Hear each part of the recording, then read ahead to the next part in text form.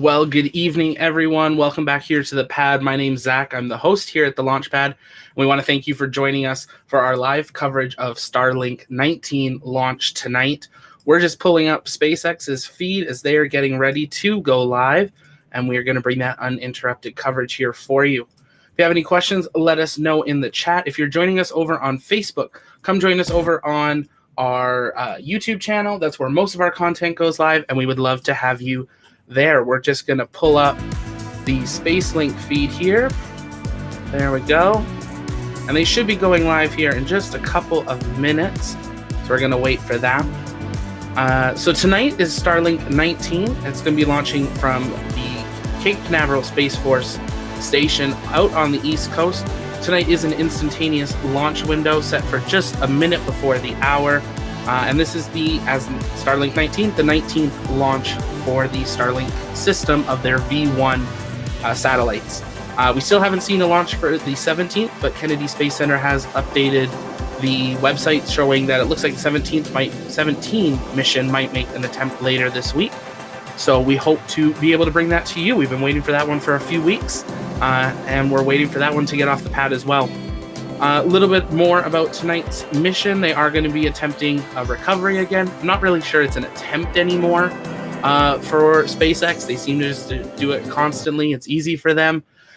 For it, they're going to be doing this on, of course, I Still Love You, which is currently about 633 kilometers downrange from Kennedy and Cape Canaveral. Both the fairings tonight are new fairings, so that's something new to see. We've been seeing them reuse their fairings as well as the boosters quite frequently now. And both Go Miss Tree and Go Miss Chief are stationed downrange 700 kilometers to attempt that recovery. We haven't heard if they're going to do a catch attempt or if they're going to recover out of the ocean. Generally speaking, they make the final decision on that quite a bit later into the flight, about 40 minutes or so into flight. We may or may not hear confirmation of that tonight.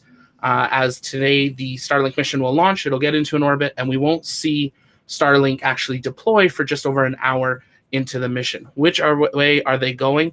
They're going to be going into their standard 550-kilometer circular orbit.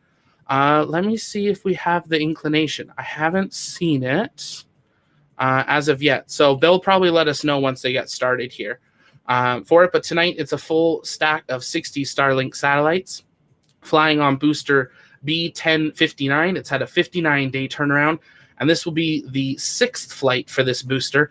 And this is the 3rd booster that they are attempting a 6th flight with. A couple other milestones tonight. It's the 75th booster landing for SpaceX, as well as if they land it, it will be the 25th consecutive booster landing, which is a new record for SpaceX as well.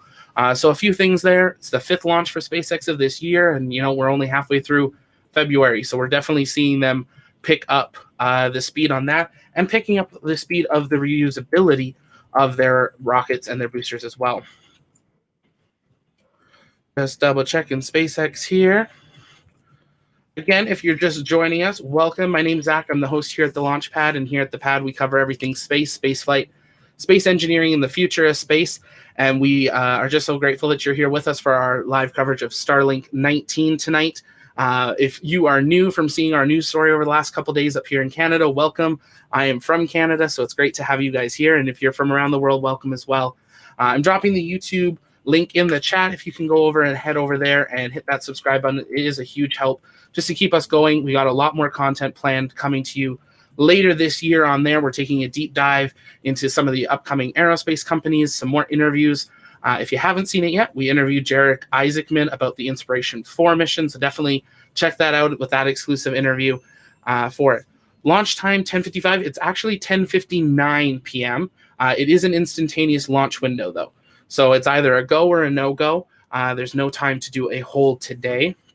SpaceX did say they were going to go live about 15 minutes before launch, which is pretty much any moment now. So we're just waiting for them to pull up their feed. And once they go live, I'm going to let us listen in there, and I'll bring in anything else that was there. If you have questions, let us know in the chat.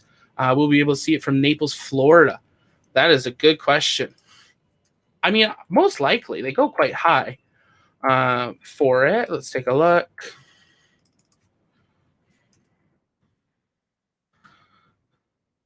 You're wondering why I have an earpiece in. It's because we have someone actually out on the coast in Florida.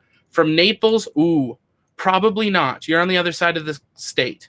So most likely no. And here is SpaceX's feed coming up. So we'll bring that up here in just a moment. Before we really dive into it, help share the word, share the broadcast. Let's get everyone in here to talk about Starlink tonight. We're thrilled to have you with us. It's an exciting time to be alive. A lot of stuff happening in the space race to further humanity, and we're excited to be part of it. So thank you for joining us. Still one of the best shots they've ever had. That one and then this shot there.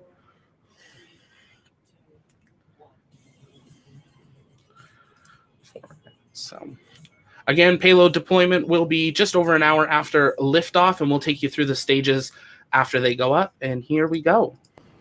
Good evening. It's Monday, February 15th, and you're looking at a live view of Falcon 9 as it awaits its 10:59 p.m. Eastern Time launch from Pad 40 at Cape Canaveral Space Force Station. My name is Jesse Anderson, a lead manufacturing engineer here at SpaceX, joining you from our headquarters in Hawthorne, California. You're watching a live webcast for our 19th Starlink mission and our 5th launch of 2021. If you've been following along, after just a few short weeks, it's already been a very busy year for us here at SpaceX. We've completed our second high-altitude flight test of a Starship prototype and also announced some really exciting news on our progress in human spaceflight. I'll share some of those highlights a bit later in the webcast. If you've been following along Starlink development, then you know that Starlink is a constellation of multiple satellites that orbit the planet at about 550 kilometers and have the potential to service the entire globe. Because Starlink does not rely on traditional ground infrastructure, it is ideally suited for areas of the globe where connectivity has typically been a challenge or non-existent, such as rural or remote communities. Today, more than 18 million Americans live in areas without access to high-speed internet. Yet internet connectivity is now more important than ever, as so many people are working from home or participating in remote schooling. With Starlink, people can get online in a matter of minutes after receiving the kit in the mail. Starlink is now delivering initial beta service for both domestically and internationally, and will continue expansion to near global coverage of the populated world in 2021. If you're interested in service, we recently started taking orders on a first-come, first-served basis. To reserve your spot in line, you can now put down a $99 deposit that's fully refundable. Head over to Starlink.com for more information. With our team's go for launch, Falcon 9 started loading propellants at T-minus 35 minutes, and at T-minus 11 minutes, currently all systems are green for an on-time liftoff at 10:59 p.m. Eastern Time. With that, let's take a closer look at the rocket on your screen.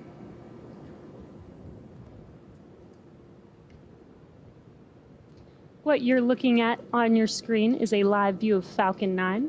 The two-stage rocket stands 70 meters tall, or 229 feet tall, and that's greater than the wingspan of a 747 aircraft.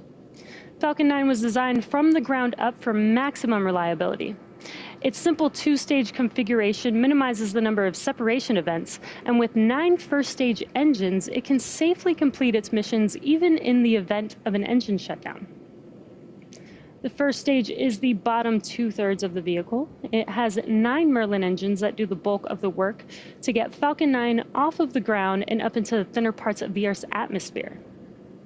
At about 2.5 minutes into flight, it will separate from the second stage and make its way back for landing on a drone ship. Of course, I Still Love You, and you can see a view from the drone ship on your screen. If successful, today will mark the 6th recovery for this booster. In order to help Falcon 9 make a successful landing, it's equipped with 4 hypersonic grid fins positioned near the top of the first stage.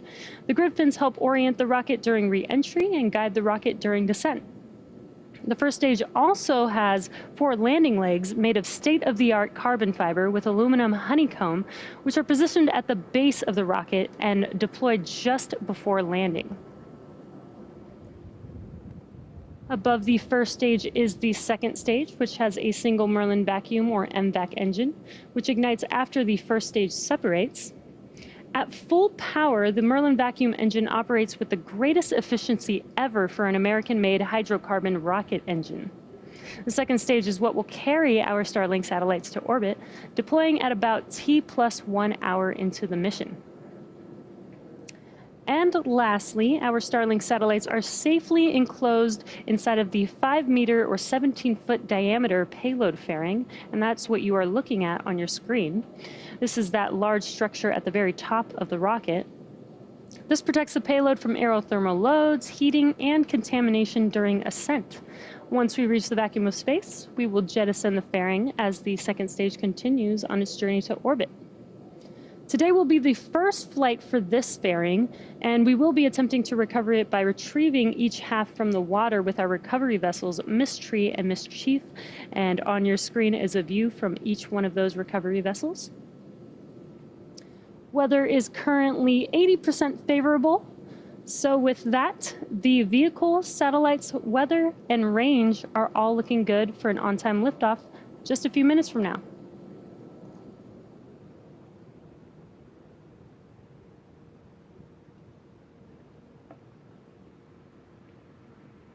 As I mentioned earlier, it's been a busy few weeks here at SpaceX.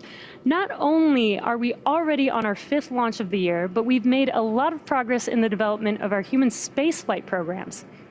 When SpaceX helped return human spaceflight to the United States last year with the launches of Demo 2 and Crew 1, it also helped pave the way for human spaceflight missions to become accessible to the general public.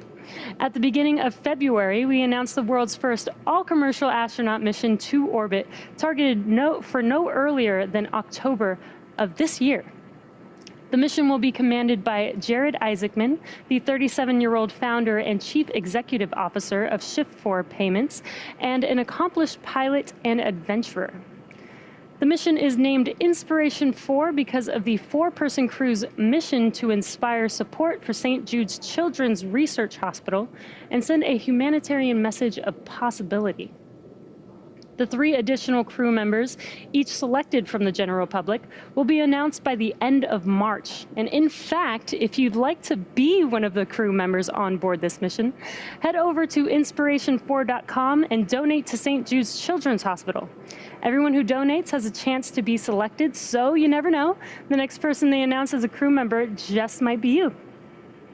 Additionally, our customer Axiom Space also recently announced their first private crew who will fly on a Dragon mission to the International Space Station. Axiom has selected Michael Lopez Alegria, former NASA astronaut and Axiom vice president, to be spacecraft commander. He will be joined by Eitan Stiba, an impact investor and philanthropist, along with Larry Connor, a real estate and technology entrepreneur, and Mark Pathy, a Canadian investor and philanthropist. This launch is currently targeted for 2022 and will mark the first fully private human spaceflight to station. And the last highlight to share today involves the testing of our newest spacecraft, Starship. On Tuesday, February 2nd, Starship serial number 9, or SN9, completed SpaceX's second high-altitude flight test of a Starship prototype from our site in Cameron County, Texas. Serial number 9 successfully reached its apogee at 10 kilometers with the help of 3 Raptor engines and accomplished all of its intended milestones on ascent and descent. However, during the landing flip maneuver, one of the Raptor engines did not relight and caused serial number 9 to experience a RUD, or Rapid Unscheduled Disassembly. While it would have been great to land serial number 9, the testing campaign is the right place for a RUD. These test flights are meant to improve our understanding and development of Starship, and it's when things don't go as expected when you tend to learn the most. So from an engineering standpoint, every time we learn more than we knew before, the test is a success. And looks like we have pressure for strong back retract. The team is designing Starship to be able to carry both people and cargo on long-duration interplanetary flights. And we're hoping that one day Starship will help us return to the moon and allow humanity to travel to Mars and beyond. Stay tuned for the flight of serial number 9 in the weeks to come. Strong back retract has started.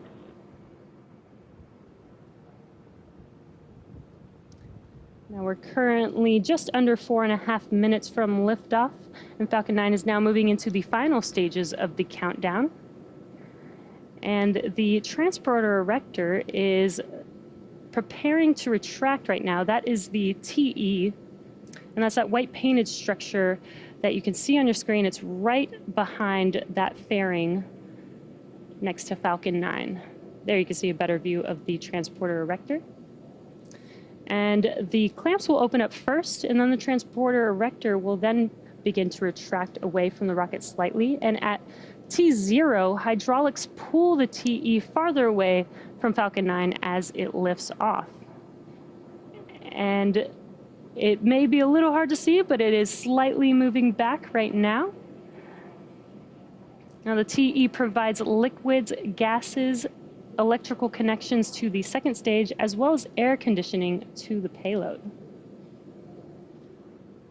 And the first and second stages are both nearly fully loaded with 1 million pounds of kerosene fuel and liquid oxygen.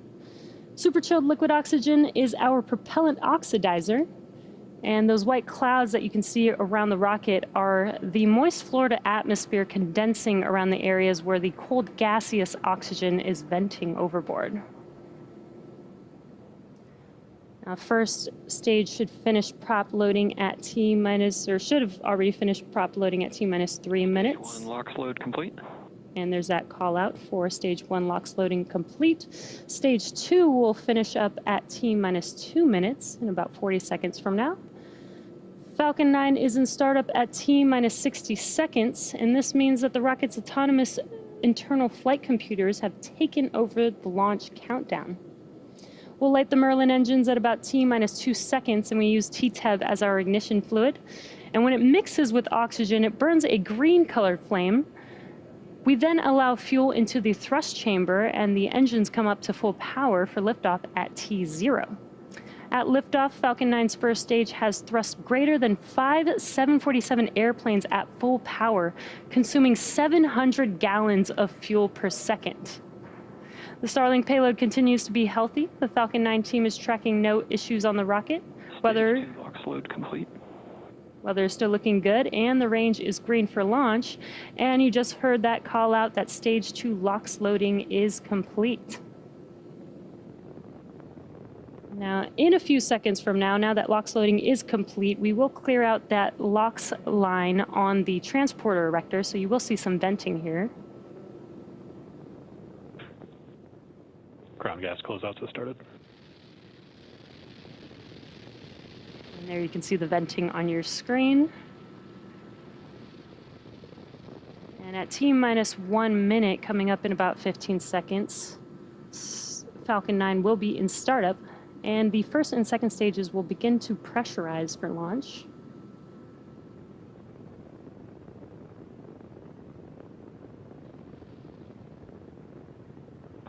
Falcon 9's in startup.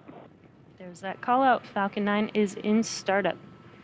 Now we're waiting for the final go for launch in a few seconds here.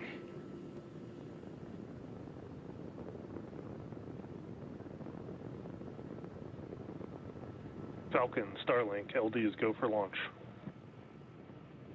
And there is that call out that we are go for launch. So at T minus 30 seconds. At T minus 30 seconds, all systems are go for launch. So let's listen into the terminal count and watch as Falcon 9 takes our stack of Starlink satellites into orbit. T minus 15 seconds.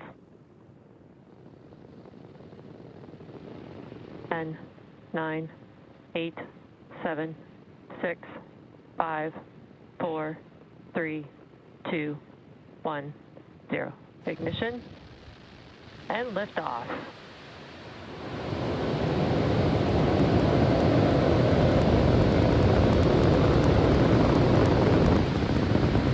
Stage 1 chamber pressures are nominal. Vehicle is pitching downrange.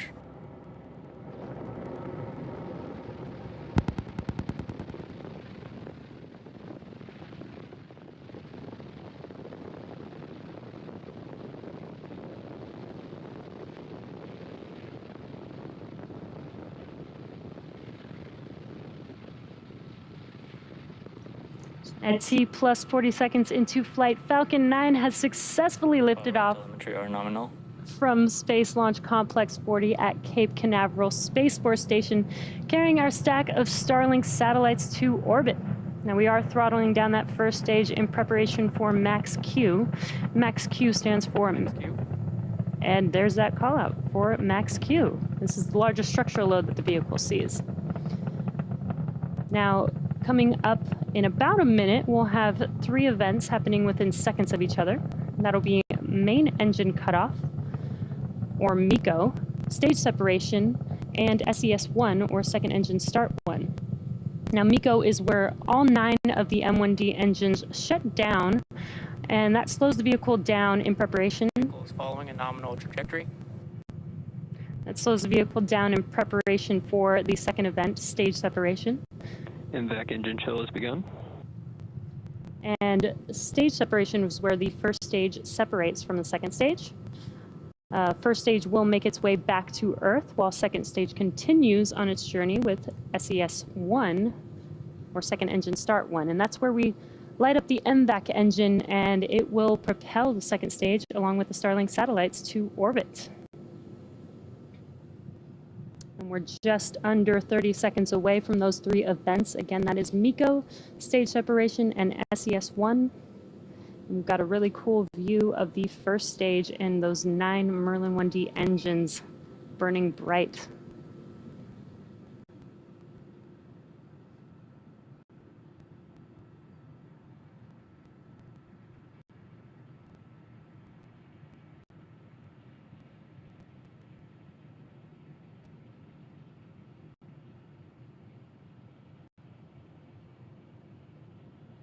Stage separation confirmed.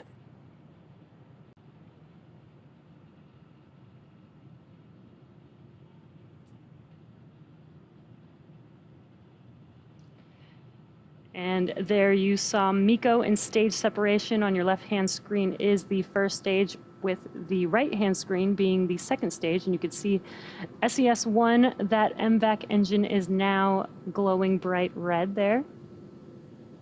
And in a few seconds from now, we should have fairing deploy. Separation confirmed.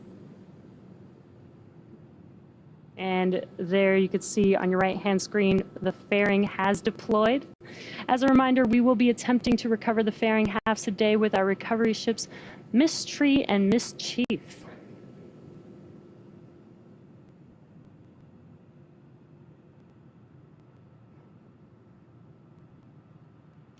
Now, as stage 2 heads towards its targeted drop-off orbit, stage 1 will execute 2 burns in order to make its way back to Earth.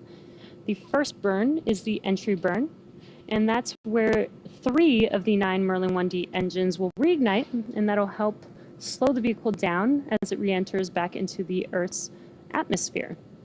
The second burn for the first stage, second and final burn, is the landing burn. And this is where a single engine will reignite, and that slows the vehicle down rapidly in order to touch down on that drone ship. Again, we are attempting to land on Of Course I Still Love You, and this will be the 6th attempt for this booster. Acquisition of signal, Bermuda. Now on your screen is a live view of that second stage.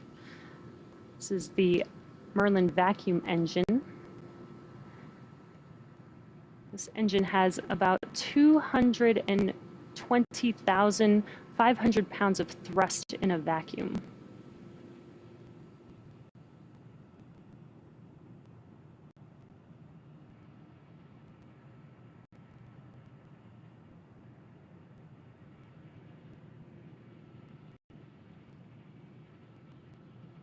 We're just under a minute and a half away from the entry burn on the first stage.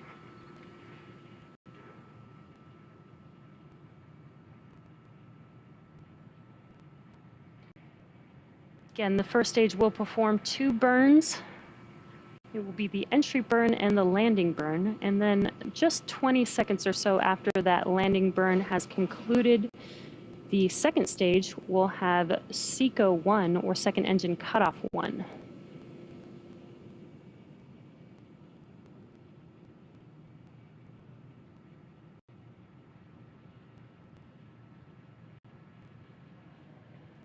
Stage 2 is still on a nominal trajectory. This is carrying our Starlink satellites to their targeted orbit.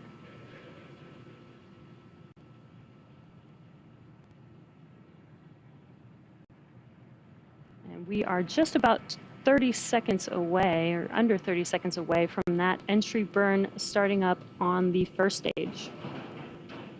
The entry burn will last about 20 seconds long. And again, it will be 3 of the 9 engines reigniting. Stage 1 FTS is saved.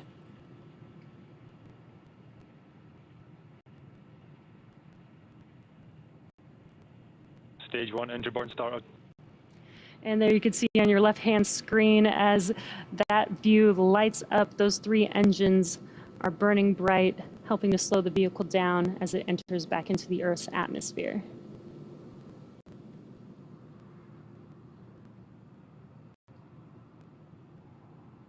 Stage 1 entry burn shut down.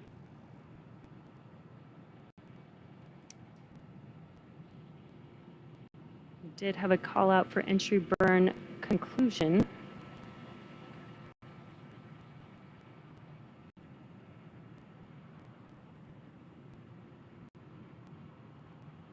Stage 2 is still looking nominal.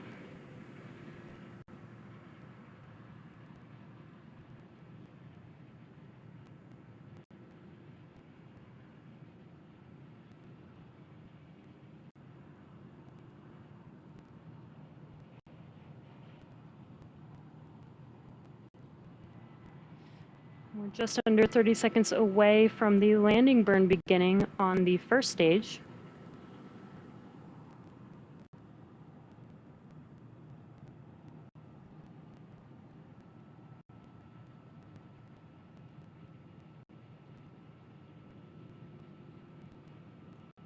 And we are attempting to land on, of course, I Still Love You for the 6th time for this booster.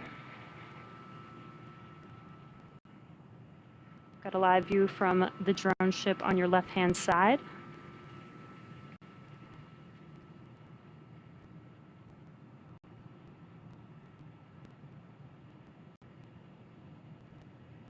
We did get a little bright glow, but no longer see a flame there.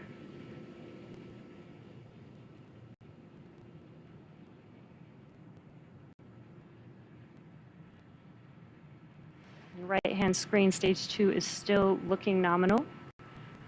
Stage 2 FTS is saved.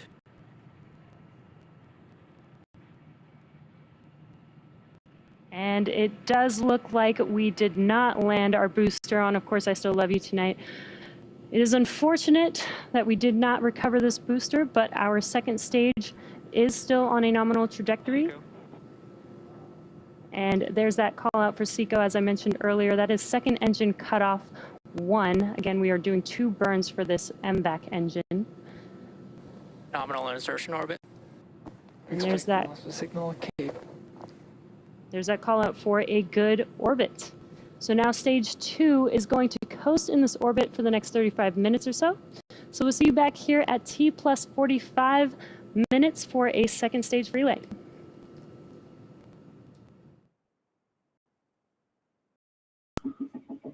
Well, that was it. A little bit different of a launch. Unfortunately, that entry burn did not go well. You're right there, Giles.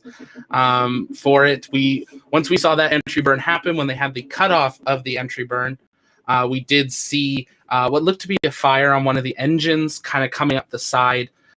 They cut away from that pretty quick, so we'll find that footage and tweet it out to our followers. So make sure to join us over on Twitter for that.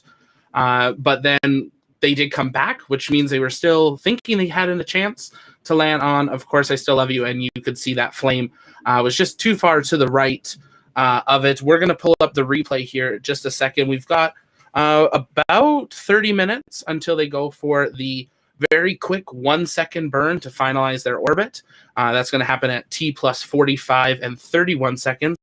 So we're going to pull up that stream here and pull just see what the booster was doing.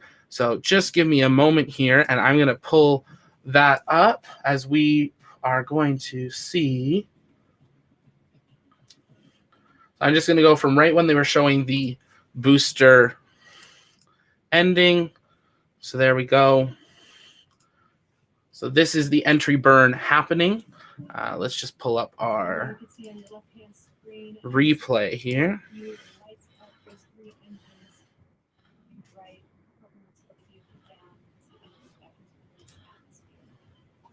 So this is a replay. So we're seeing that entry burn happening, and then it will cut off, and you'll see that there's still a flame occurring there on the side. Yeah, exactly. There's some plasma, something happening there that is not normal for what we see on an entry burn of the Falcon 9. And then you see the camera actually cut out. So I'm not sure if they cut out the footage or they actually lost the camera at that point. But we definitely saw a burst here. I'll pull this up here. As they were getting ready to land, of it come down, pitch black, which is normal. We'll see if we see any kind of burst of thrust. The birds are moving, so they're hearing it come.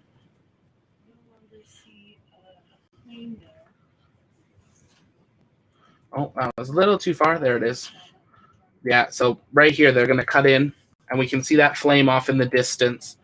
Now, from what that looks like, it does look like the booster came down and then attempted a landing and hit the ocean.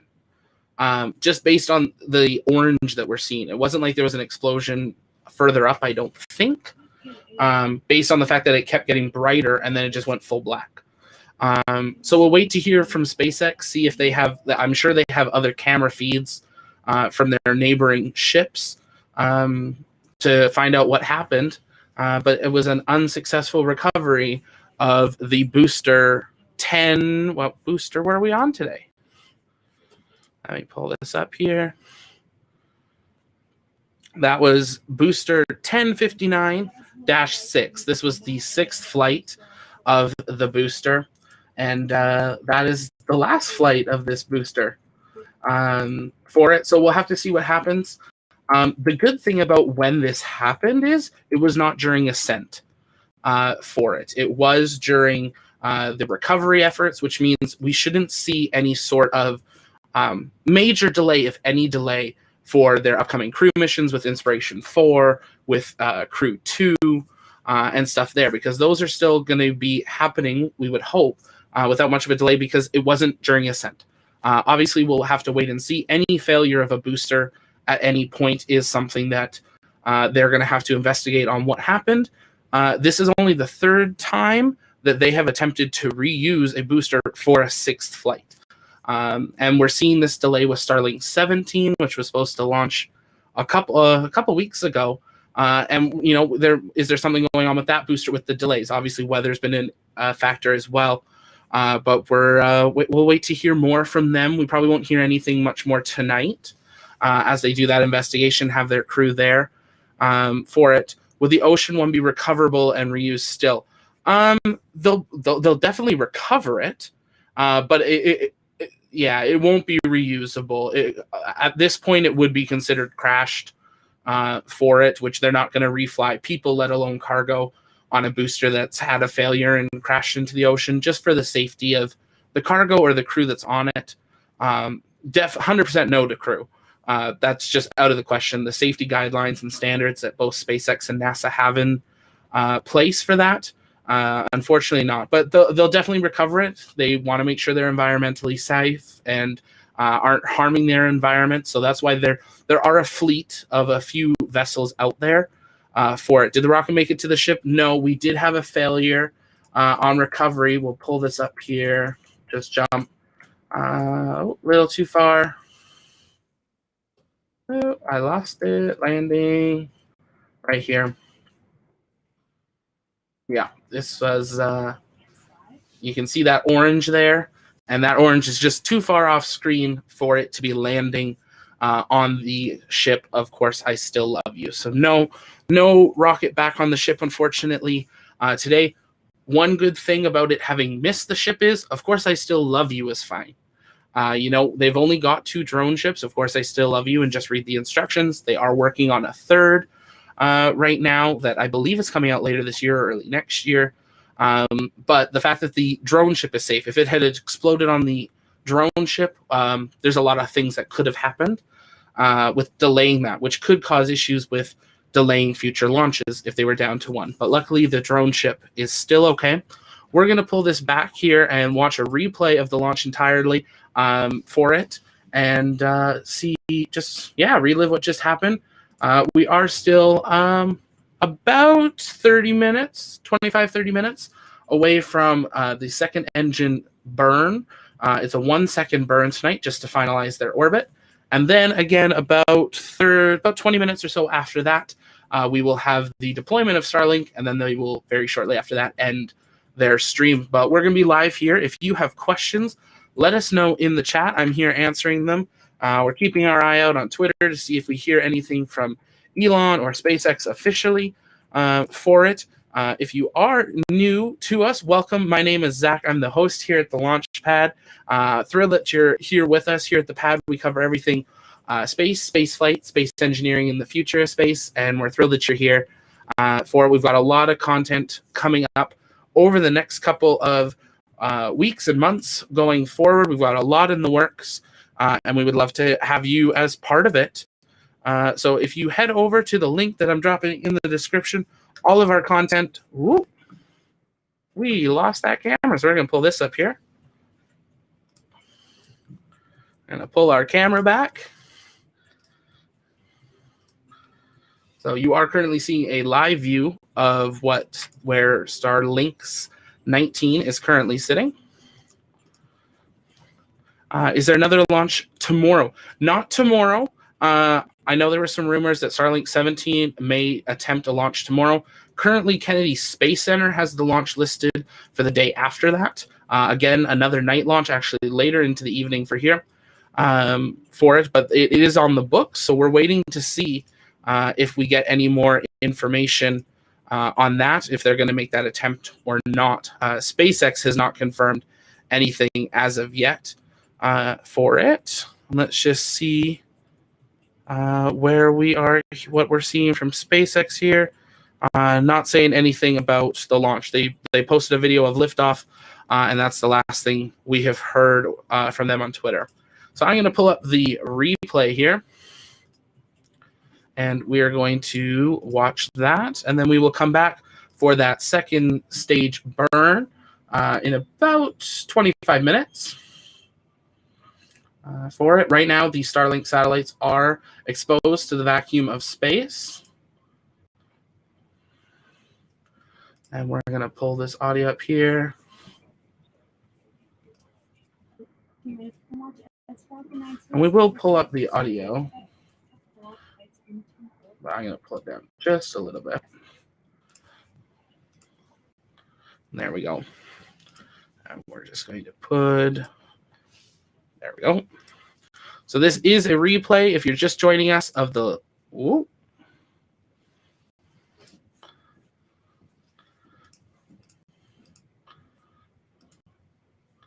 Their feed did this last time. It just... there we go.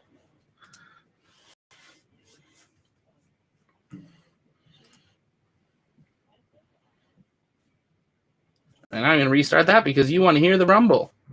I didn't unmute it. We all want the rumble. It's all for the rumble.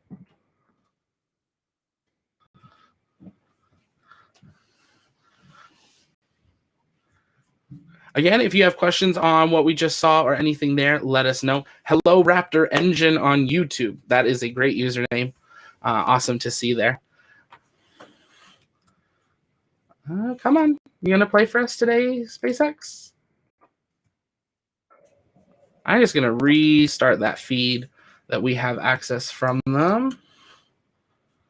A lot of people watching it, so it's pretty common that it pauses out every now and again. And lift off.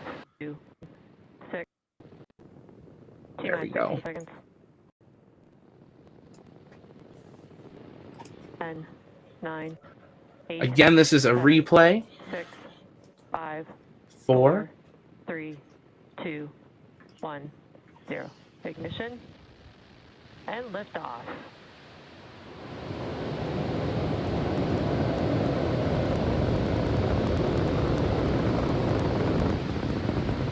Stage 1 chamber pressures are nominal. Pitching downrange. Nice clear launch there.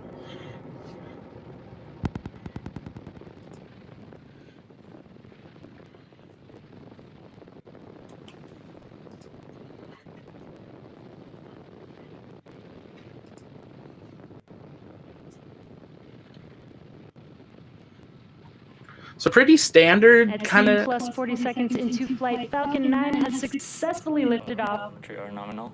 from Space Launch Complex 40 at Cape Canaveral Space Force Station, carrying our stack of Starlink satellites to orbit. Now we are throttling down that first stage in preparation for Max Q. Max Q stands for, and there's that call out for Max Q. This is the largest structural load that the vehicle sees. Yeah, so I'm just going to address a comment in the chat on YouTube, which is so true. This was the first time since March 2020 that SpaceX has lost a Falcon 9 booster. They had 24 consecutive successful booster attempts. They were going for number 25 today, and unfortunately, spoilers, if you're just joining us, didn't make it. You're going to see that here in a few minutes into this replay. But they were unable to recover tonight's booster. But I mean, that statement in itself, 24 boosters successfully caught. We've only been recovering boosters for a few years. This is still relatively new idea of space travel that other organizations and companies are now inspiring to do. And, you know, SpaceX has made it pretty simple looking and pretty routine. I mean, we see them launch and we see them come down quite frequently for it. Can we say RIP B1059 yet? Yes, we can, Raptor Engine. Unfortunately, we can add it to the wall of rest in pieces of SpaceX vehicles. For it, it can join SN9 and SN8 for their 2021 review for it. But yeah, the good thing is it is when it happened. It happened on recovery. It didn't happen on launch there for it. So yeah, so here we're seeing MECO, which is main engine cutoff. And then we will see stage separation and the second stage ignition for it. There's the separation. And ignition. So super clear, nice feed there, clean separation. And you can see off in that left screen, kind of before the RCS thrusters and everything started up, just the view back onto the coast of Florida for it. The booster was attempting to land over 500 kilometers. Of course, I Still Love You was stationed 633 kilometers downrange for it. So quite a distance for it. Right now, as we're watching this replay, Starlink is passing over Europe. So if you're in Eastern Europe, actually now it's passing over Italy. And over there, and soon heading over through the north of Africa and the Middle East. So if you're over there, take a look up. Might see a fast-moving star. That would be Starlink. Once we have deployment, that's when that train of satellites will start happening. That you'll see a lot of people tweeting out in the next day or two. What's that in the sky? There's this weird line. It's Starlink. It takes them a couple days and actually over a week.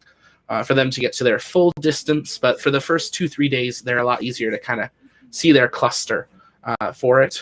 SpaceX now has over 1,000 satellites operating in orbit. There's now at least 120 of them that are currently being maneuvered into their position. And they talked about it a little bit before the launch here today, but Starlink did open up pretty much globally now that you can go online, enter your address. It opens up a map if you are in an area that are offering beta coverage now or coverage even now. You'll take a little pin, drop it on your house, and then you'll register. And that's when they will get your information. And once they are ready for your region, they will reach out to you and let you know your opportunities, the costs, and how that all works for it. Right now, they are doing it on a first-come, first-served basis, but they're also looking at it region by region. So if you and your neighbor both applied, you're probably not both going to get it.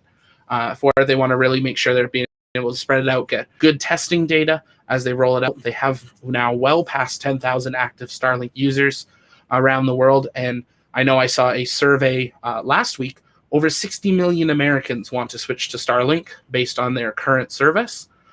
which is a huge thing for Starlink to have that many people in just one country interested. Starlink's really going to open up that opportunity for faster internet, even just internet out in the country and things there, especially up here in Canada. We are so far city to city.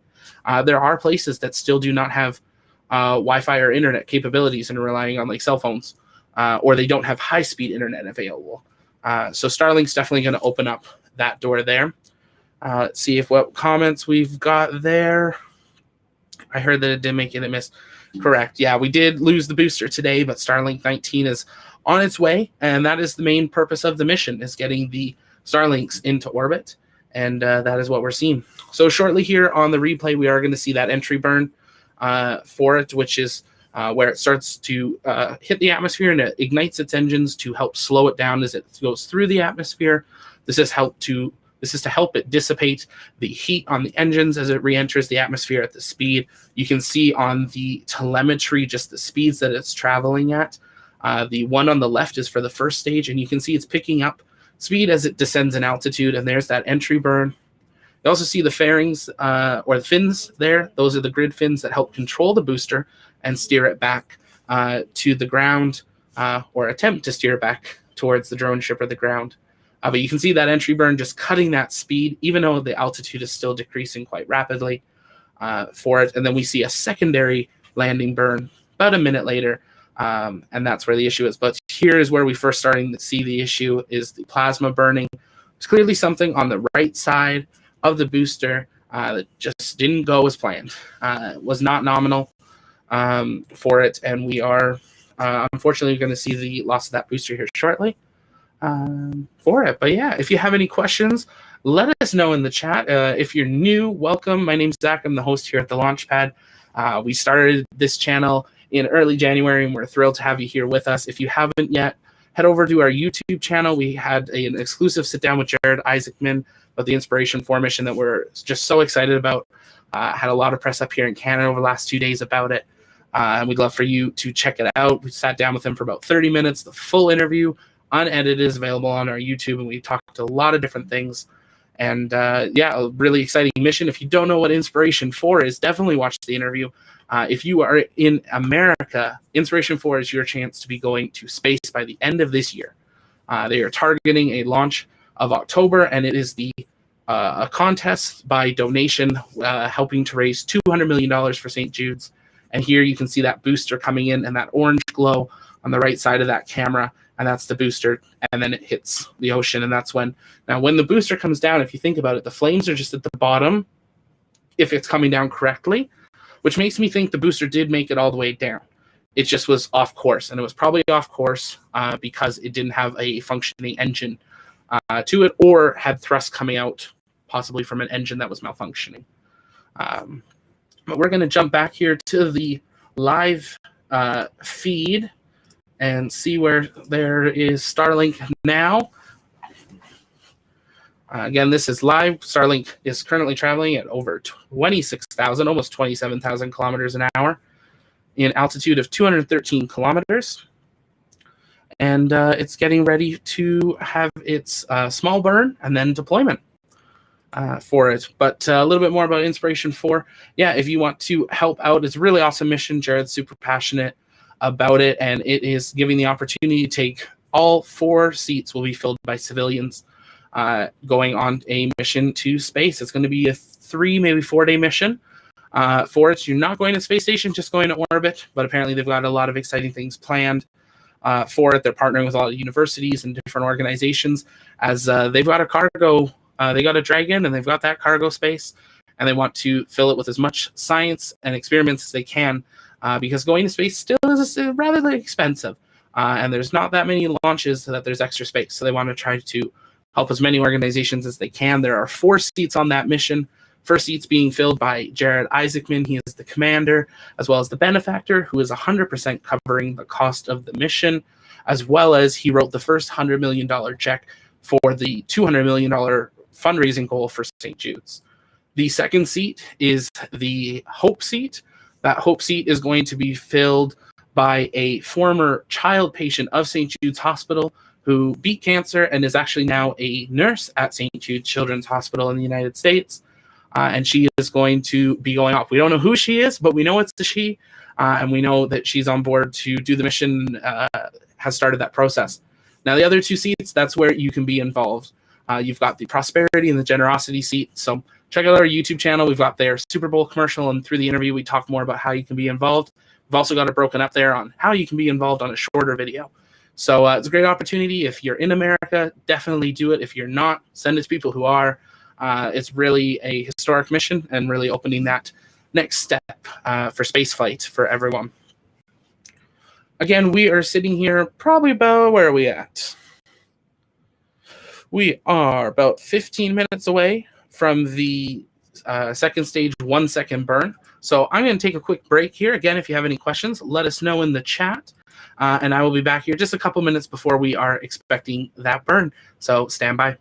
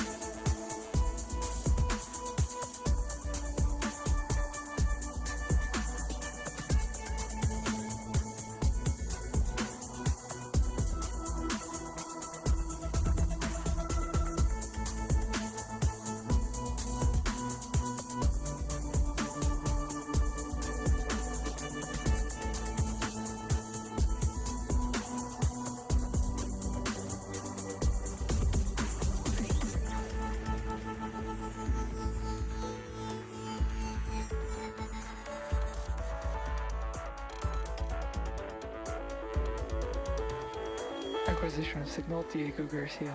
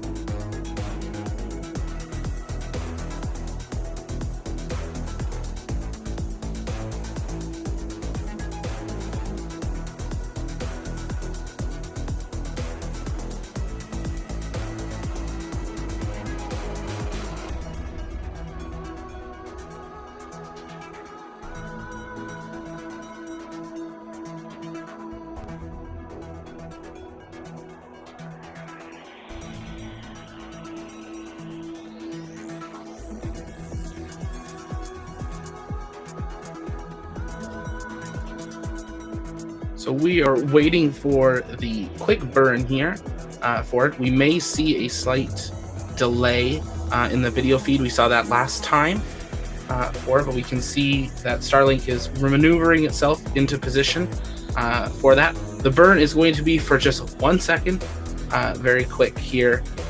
So we're waiting for that, and then let's double check here, burns a second, and the time for deployment is going to be 5 minutes, T plus 1 hour, 4 minutes. Welcome back to the webcast for Starlink.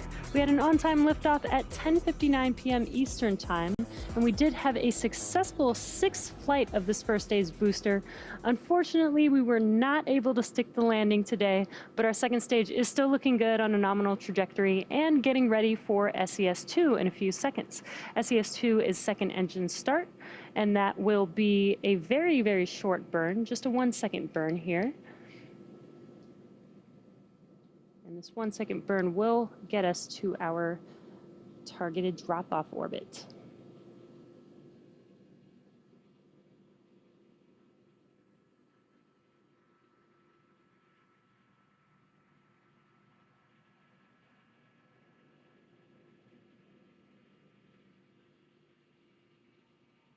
Invac ignition.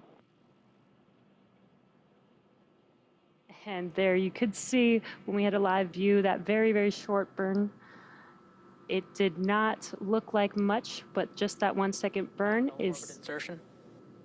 that 1 second burn is all we need, and we got good confirmation of good orbit. So we do have another 18-minute coast phase before we deploy our next batch of Starlink satellites into orbit. During this time, the spacecraft will start to spin along its central axis, giving the Starlink satellites the momentum that they need to space themselves out over time after they deploy. While this happens, sit back and enjoy the space jams.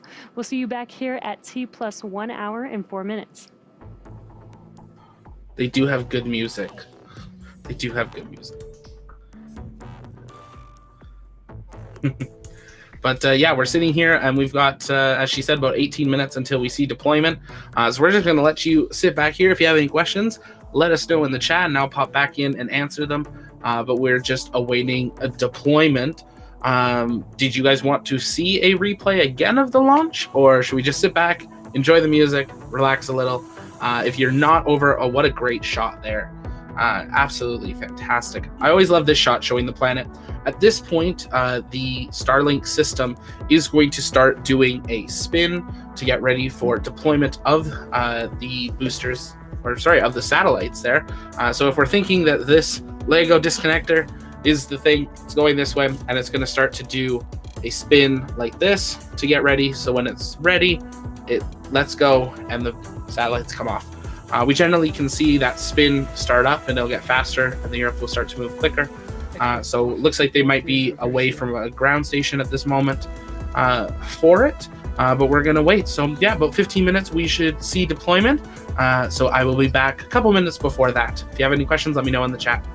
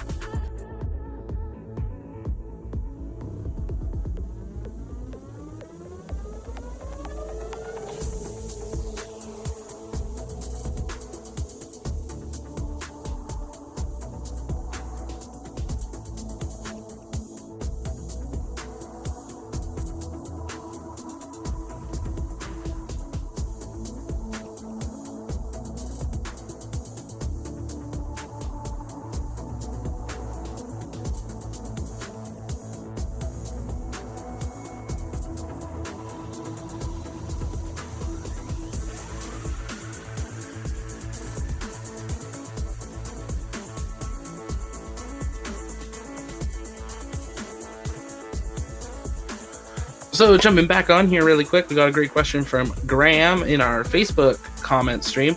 What happens to the second stage following deployment? Really great question, because that's a big thing for SpaceX. Is they don't want to clutter space. There is a lot of space junk up there already. Lots of people are saying Starship eventually should be used as a in-space garbage truck, or something else should be made for it, because there is a lot of extra stages.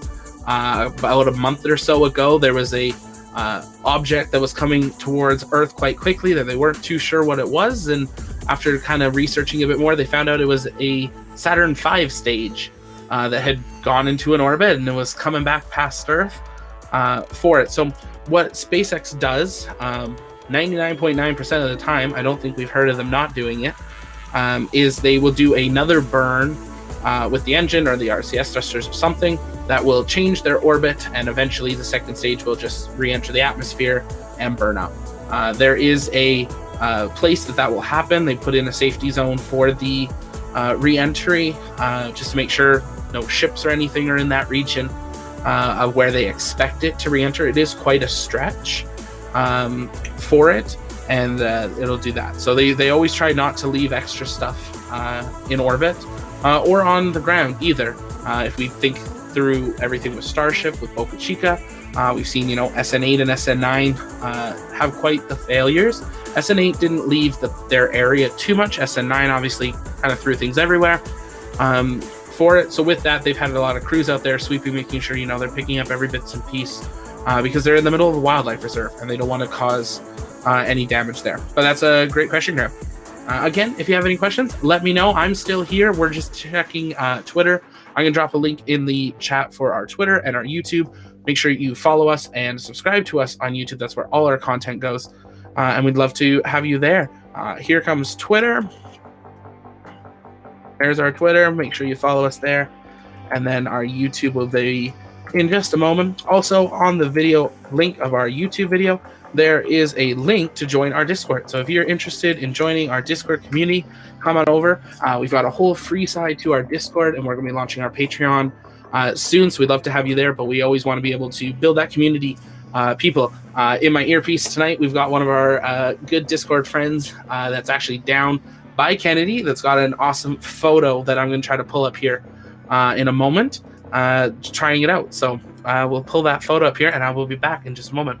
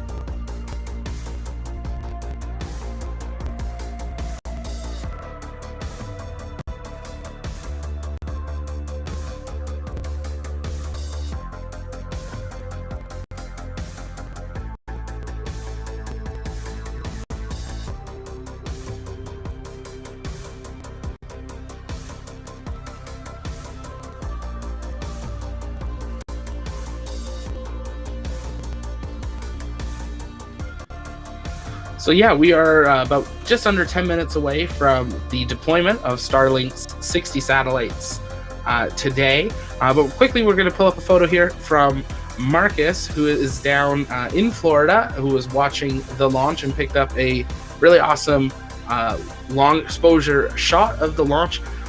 You can see the full launch, then you can see the second stage for quite a ways, a little bit of a blackout point, and then you actually do see a small line at the very bottom for the entry burn. That's just how far it off is. So we're gonna pull this up here. Let's see.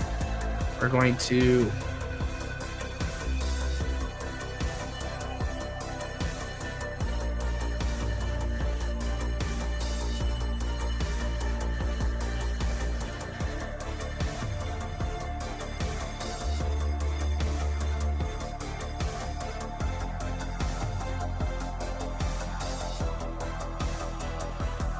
try this again there. My mic turned off. But yeah, this is an awesome shot from Marcus. I believe it's one of his first long exposure shots down there. Really awesome shot there of capturing, that full first stage, big chunk of second stage, and then at the very bottom, you can see, I can put my mouse on it, just down here, you can see the landing burn way off in the distance. So really awesome picture, Marcus, there. If you are in the Florida area or Boca Chica and are a photographer and want to be part of the launch pad and have your photos shown, or want to be one of our correspondents or reporters, we're working with Marcus to get some awesome photos in the future. Let me know. Just send us a DM or join our Discord and message us. We would love to have you as part of it. So I'm going to pull up the Starlink here, but we're going to retweet that photo out on our Twitter, so go show it some love, and we're going to go from there. But awesome job, Marcus. So we're sitting right about 7 minutes or so from the deployment of Starlink, so we're going to sit back, and I'll be back in a couple of moments.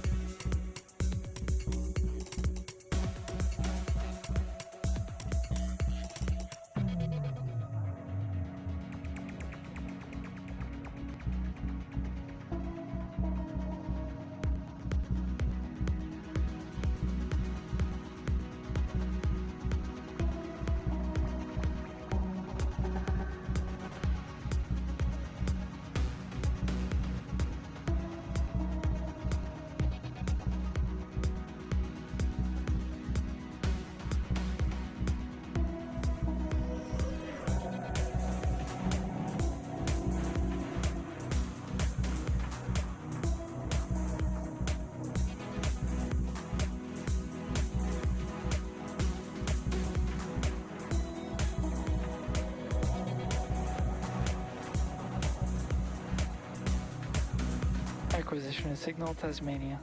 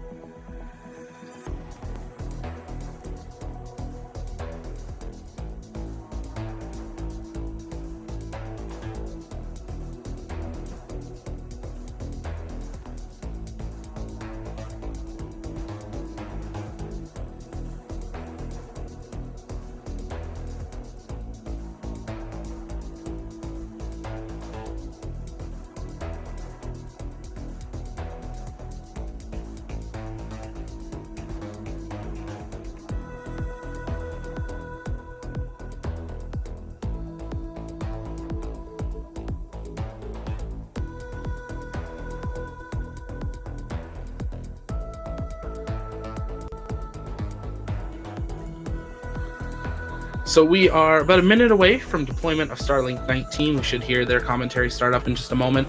Right now, we're starting to see Starlink start a rotation maneuver to get ready to deploy those Starlink satellites. You may see a kind of spring release, big clamp come off, and then they will slowly start to fall off. It takes a number of days for them to slowly separate. They do all have small ion thrusters on them to help them get into position for their final positions. But right now, over 1,000 Starlink satellites are in orbit, and this batch, along with Starlink-18, will be in the progress of maneuvering into their final positioning before doing some testing and activation. Welcome back to our Starlink mission. We did have an on-time liftoff tonight at 10:59 p.m. Eastern Time and a successful 6th flight of this first stage booster. We were not able to land the first stage, which is a bummer, but our second stage did have 2 successful burns of the MVAC engine and is now getting ready to deploy our Starlink satellites in a few seconds. And you can see a live view on your screen of the Starlink satellites in space with Earth in the background. Can really see that spin starting up now.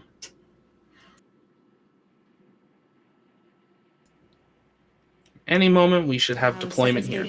Did start to spin along its central axis to give the Starlink satellites the momentum they need to space themselves out. Starlink deploy confirmed.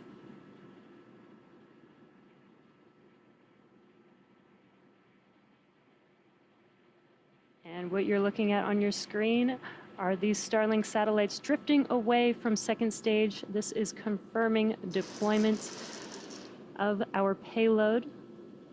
Shortly, they will deploy their solar array, and over the next few days and weeks, they will distance themselves from each other and use their onboard ion thrusters to make their way to their operational orbit.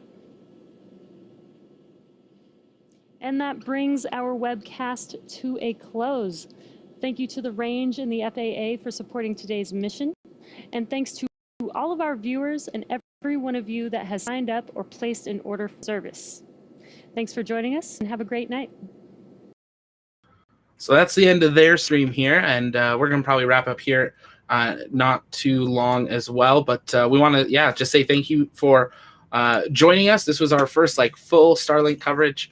We're thrilled that you were with us. We saw quite a few viewers at the peak of this, and it's just a thrill to have you with us. Again, if you are new to our channel, jump on over, join us over on Twitter or Discord. But most importantly, subscribe to us on YouTube. We've got some upcoming interviews as well as our release of our start of our series for our deep dive into the new aerospace companies. We're going to be taking a look at Firefly, Rocket Lab.